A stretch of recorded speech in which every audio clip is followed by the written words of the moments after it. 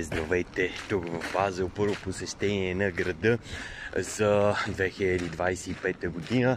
Толкова много учен, толкова много икономически теории, направо нямам време да си пуста един от любимите градове в Швейцария.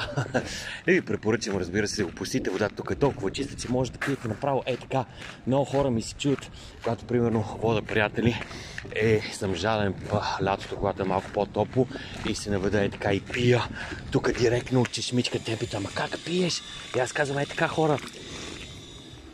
Водата тук навсякъде е чиста, много по-чиста от това, примерно, което ви сервират в така наречената хубава Западна Европа, Франция, Германия, скандинавските страни, не знам, там не съм пил вода.